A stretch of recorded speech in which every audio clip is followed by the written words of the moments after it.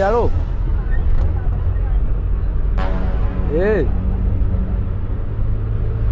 Msikitini nishatoka muda tu ndo narudi.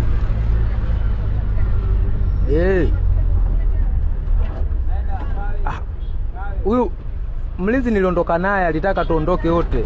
Niliondoka naye. Nipo naye ndo tunarudi. Wasemaje? Masai kachukua la lambilambi. Kachukua shilingi ngapi? 200,000. Wewe umechukua shilingi ngapi mzee? Ongea naye mwenyewe. Nikumalize? Bosi. Wewe unapinga namna hiyo. Tena? Mama, utalipa. Sikiliza basi bosi. Wewe jana mimi alimwomba hela yangu ile ya mwezi uliopita. Wewe akasema akiondoka atamwacha asubuhi hela. Mimi ndo amekuta hapo hela kwenye kabati akamchukua. Amechukua hela rambirambi. Yule rambirambi ndo amekwambia amechukua hela yake. Bosi, mbona kila siku ni matatizo? Ile siku amesema amechukua hela, leo tena anasema rambirambi amesema mimi amechukua hela yake.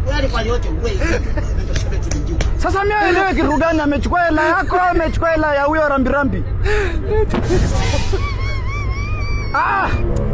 Mimi wewe liniambia jana raacha hela. Mimi alifona hela kwenye kabati akajua yeye bosi ameacha hela. Sasa wewe ananiambia kwanza rambirambi sio mtu. Sio bosi ananiambia rambirambi imemwambia mimi amechukua hela yake. Yaani rambirambi ni hela za mtu anapewa aliyefiwa, labda ule mchango ndo rambirambi. Mungu wangu, oya. Bosi.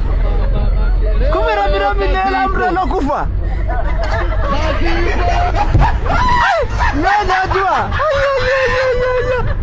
Mimi ndo alochukua akirudi anachiwaya. Mimi naogopa kukufa.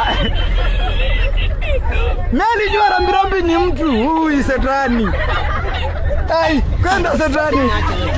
Wewe mbona hujaniambia muda yote? Niko watu waje. Kwenye gari anacheka nini?